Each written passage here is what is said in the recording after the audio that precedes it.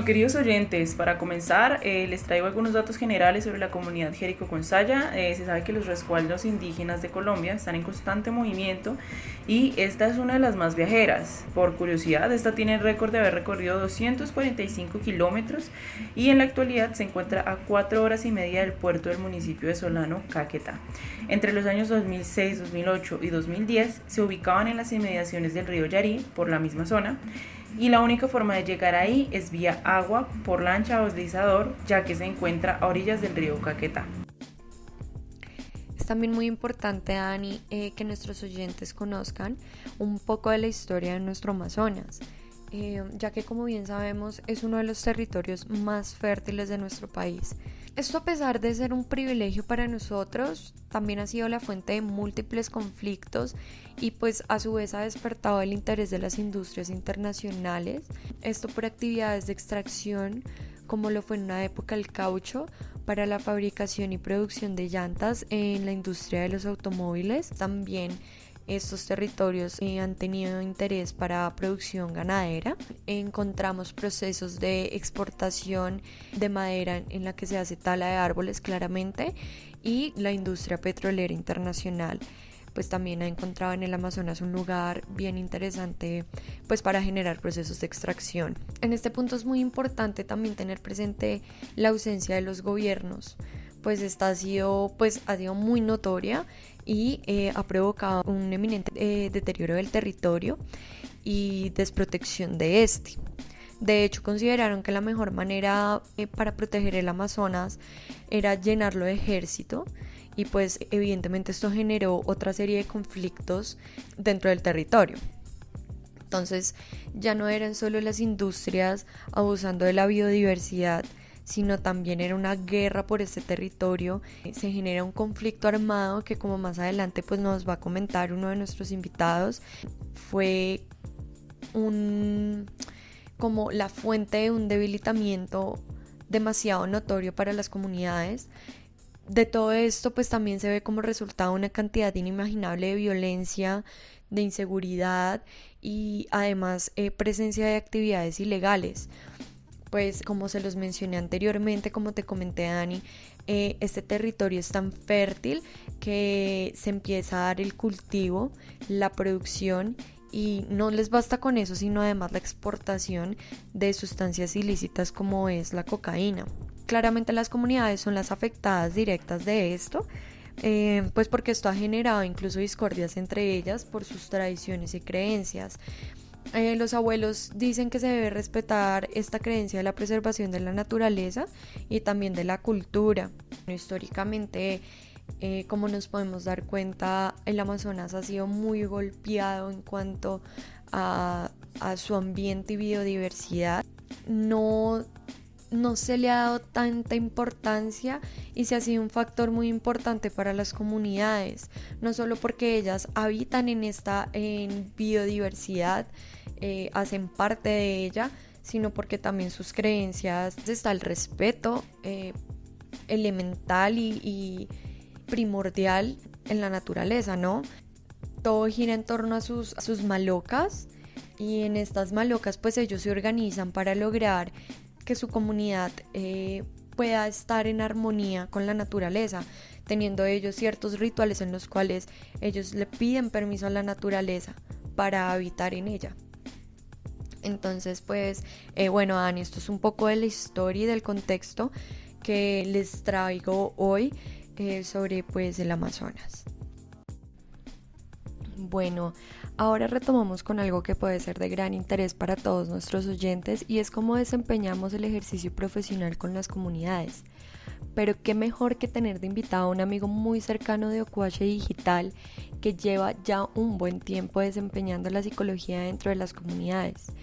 Quiero darte la bienvenida a nuestra sección Jacana Académica, y quisiera primero que nuestra audiencia te conozca, que les comentes un poco sobre la experiencia que tienes en toda esta labor tan importante, y que nos contaras un poco sobre cómo desde tu experiencia como psicólogo comunitario se puede aportar a la comunidad. Diego, bienvenido. Mi nombre es Diego Andrés Fino, yo soy psicólogo de profesión, tengo más de 9 años trabajando en el sector público en entidades que de alguna manera propenden por la construcción de paz en el país, lo que ha hecho que desde mi experiencia pues esté expuesto al abordaje comunitario desde diferentes puntos de vista. Frente a la pregunta que tú me realizas de cómo desde mi experiencia en psicología comunitaria se puede aportar para generar un soporte y mejorar las problemáticas con un énfasis de la preservación del medio ambiente, habría que anotar varias cosas. La primera, pues hay un mandato que muchas veces se olvida, ¿no? Y ese mandato, digamos, arranca desde ahí, desde la misma ley, está estipulando que pues debemos proporcionar soluciones en diferentes contextos, en el de la educación, en el de la salud, en el de trabajo, en el de la justicia, y uno que hace unos años, digamos, se viene poniendo muy en auge, que es la protección ambiental y el bienestar y la calidad de vida. Este mandato sigue haciendo referencia a que, bueno, este ejercicio se debe hacer primero que todo con una base científica fundamentada en conocimientos, en técnicas y en procedimientos. Y para crear estas condiciones, que contribuyan al bienestar de los individuos y al desarrollo de la comunidad, de los grupos y de las organizaciones para mejorar la calidad de vida, habría que en primer lugar entender desde el paradigma de la complejidad cómo funcionan los procesos comunitarios. Es como el primer elemento que habría por decir. Y es que el abordaje comunitario, desde mi experiencia, debe hacerse de una manera integral. Es decir, debe concebirse desde el diseño integral de procesos. ¿Y esto qué significa o qué quiere decir? Que teniendo en cuenta que un proceso se puede definir como una serie de fases o pasos que tienen una lógica en lo posible, cuando se plantea un proceso, siempre se tiene que plantear un propósito. Ese es, digamos, el primer elemento. Que desafortunadamente los procesos comunitarios pareciera que extrañamente solo plantearan acciones, sin una lógica clara que se materializa en un propósito y en función de ese propósito aparece, digamos, una serie de pasos, ¿no? Y una secuencia ordenada de acciones que te llevan de un lugar a otro al final. Entonces, aquí lo primero que se plantea es que muchas veces perdemos la perspectiva del proceso. Por ende, a veces nos olvidamos que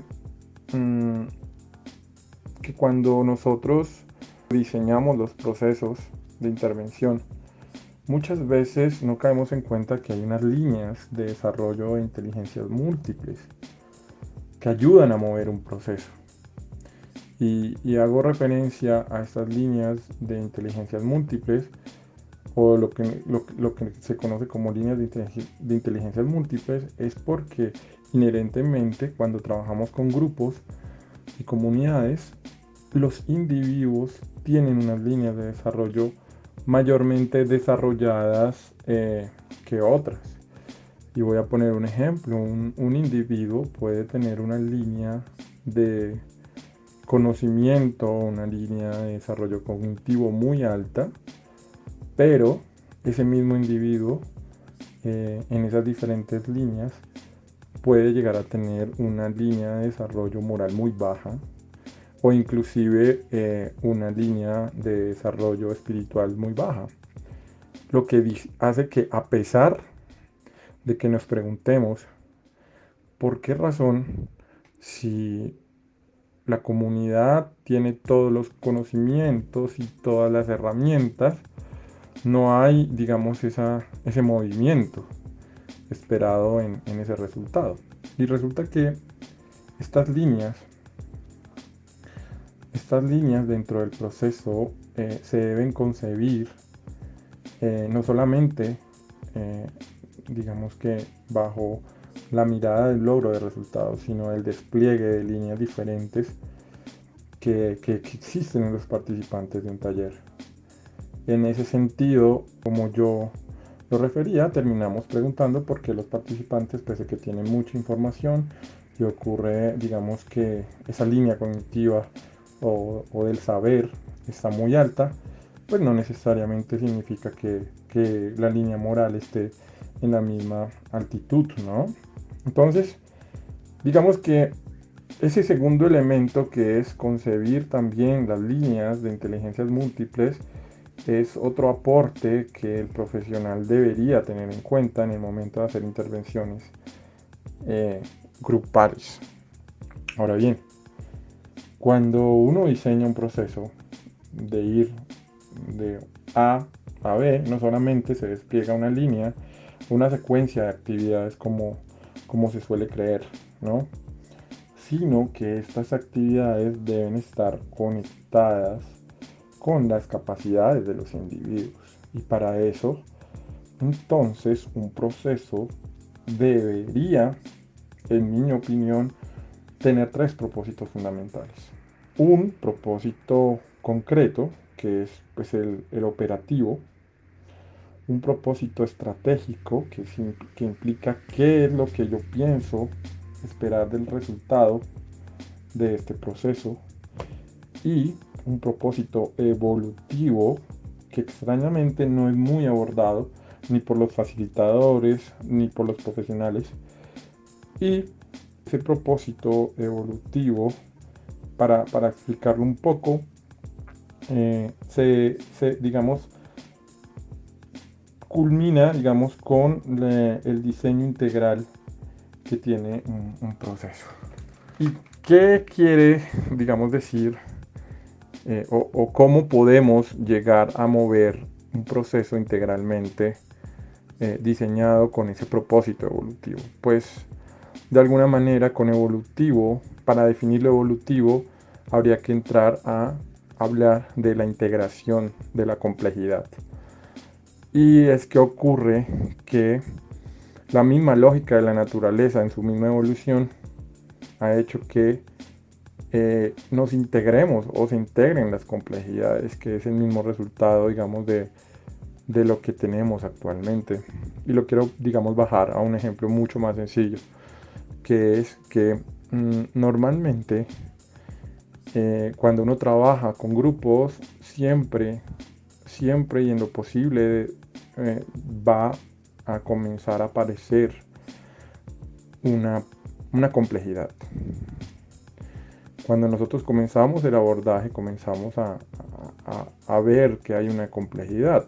El ejemplo perfecto podría ser cómo en el universo ha aparecido no solamente los átomos, sino partículas que empiezan a juntarse, y observa que cuando se juntan las partículas con el átomo no desaparece y se comienza a integrar por una partícula. Digamos que esto no se queda así, y vamos viendo que cuando se unen algunas partículas al átomo, comienzan a emerger las complejidades de una célula. Entonces el proceso evolutivo es un proceso de integración.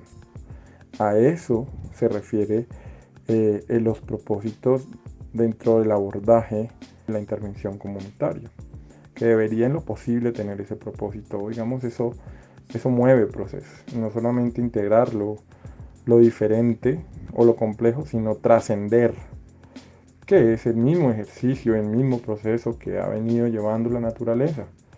Entonces, lo interesante es que el mismo método de la naturaleza es la identificación, la diferenciación, la integración, la trascendencia. Y en grupos, al final, lo que, digamos, técnicamente ayuda muchísimo para lograr independientemente el objetivo en cualquier ámbito es la identificación primero de quién soy yo, ¿no?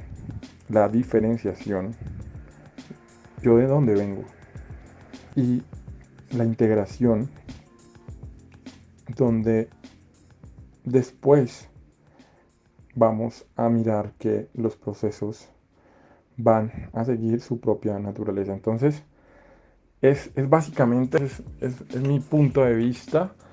Esto implica, digamos, concebir otros aspectos un poco más profundos, pero es lo que en mi corta experiencia trabajando en entidades públicas con problemáticas de conflicto armado, construcción de paz, atención psicosocial, digamos que diálogo social y también, digamos, otros procesos complejos como la integralidad después de un evento límite, como es el despojo de tierras, como es el desplazamiento, como es la desaparición forzada, entre otros, se busca o por lo menos he planteado. Diego, en Ocuache Digital queremos agradecerte por participar en esta sección y por esos valiosos aportes que nos has brindado. Bueno, queridos oyentes, y el día de hoy para el espacio musical de Ucuache presentamos a dos jóvenes que se visten con la ropa del alma. Dejan de lado el mundo occidental que a la fuerza se ha metido en su cultura indígena. Ellos, en sus prendas llevan puesta la naturaleza y con ella se mueven al ritmo del rap.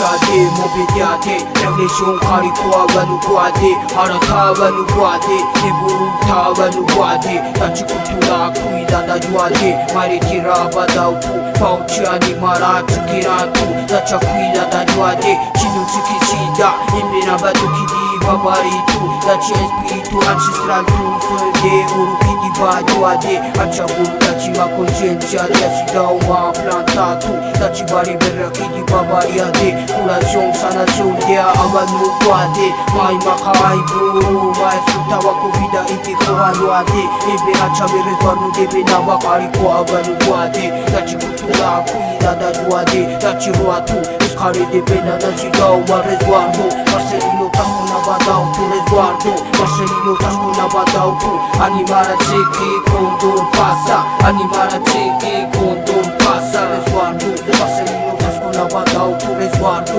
Marcelino tasco na badao tu, animara cheque quando passa, animara cheque quando passa, animara cheque quando passa ma, rasa hidiwate macha boro mudaima, diversatu dano la variedad cultura indígena, unubicubade maute. Bueno, queridos oyentes, después de este grandioso espacio musical, damos la bienvenida a nuestro invitado especial y secreto, quien nació y creció en la comunidad Jerico Gonzaya y desde muy joven se interesó por los procesos sociales de su comunidad, hablando de reivindicación de ancestralidades, de exigencia de derechos y de forma más actual, la inserción de tecnologías en la comunidad.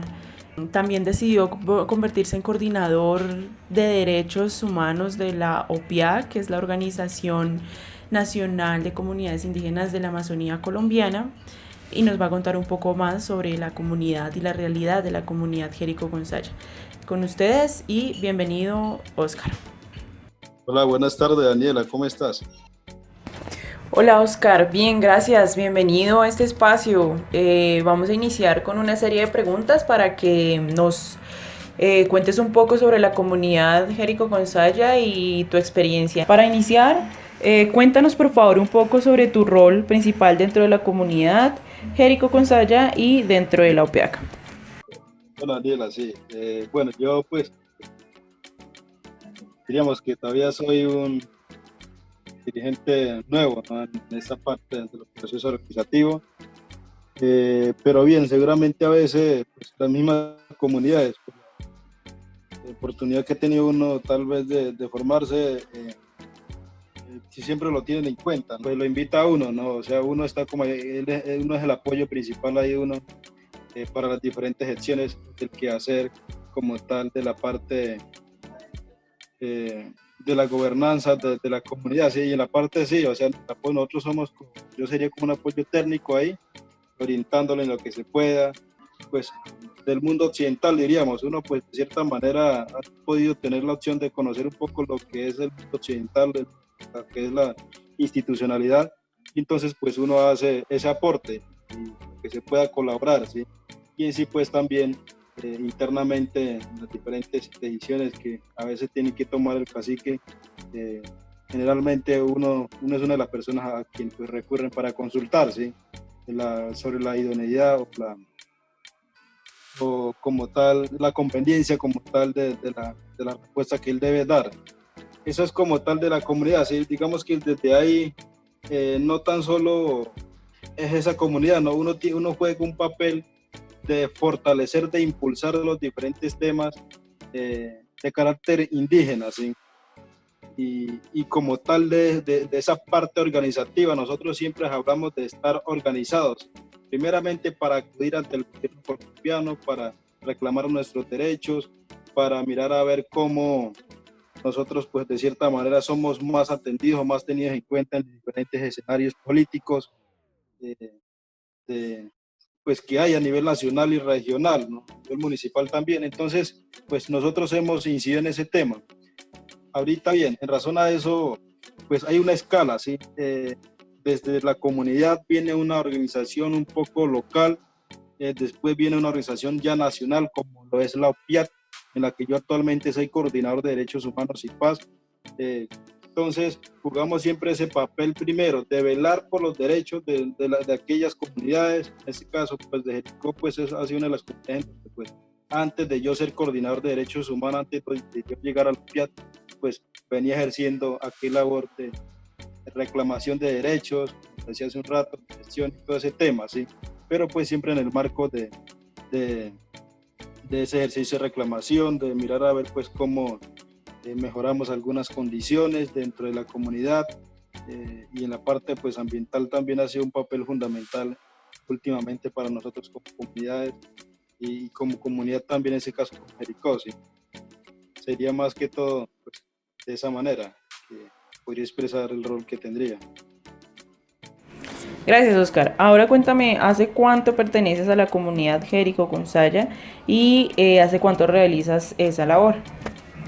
Yo la verdad sí, yo nací y me crié ahí en esa comunidad, sí, soy de esa comunidad, soy pues, soy nativo de ahí, sí, ahí tengo mis padres, la familia, todo, ahí está todo, digamos que eso sí, pues desde siempre, no sé, desde que pues, incluso desde cuando se hacían aquellas jornadas comunitarias, internamente desde muy pequeño participaba de todos esos trabajos colectivos y así pues hasta ahorita, ¿no? Digamos que ha sido permanente ese apoyo, de cualquier manera, pero he estado ahí apoyando, ¿sí?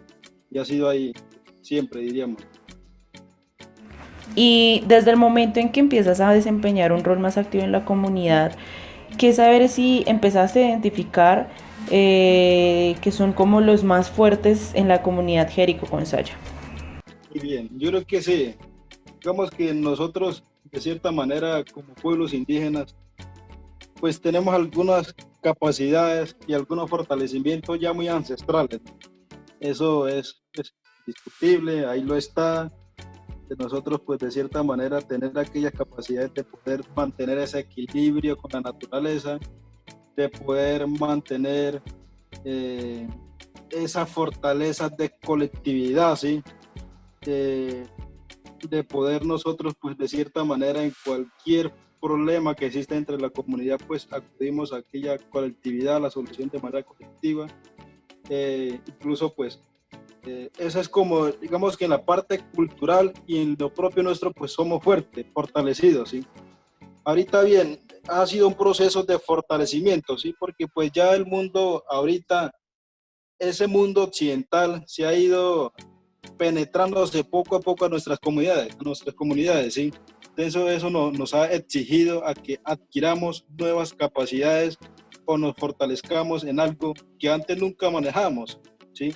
Como lo es las estructuras administrativas. Ya internamente, pues, estamos, diríamos que adecuando, ¿no?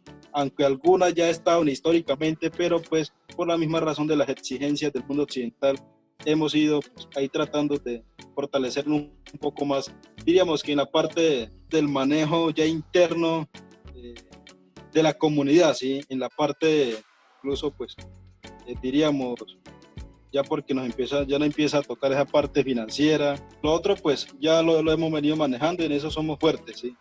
Diríamos que en nuestra justicia propia y en otras cosas, y en otras cosas pues nos hemos ido fortaleciendo. No sé si de pronto tu pregunta va enfocada en eso, o más en la parte de las redes sociales, porque pues en eso sí nosotros lamentablemente pues hemos sido pues, un poco aislados, ¿no? De ese tema, por la misma razón de la ausencia de la señal de telefonía móvil.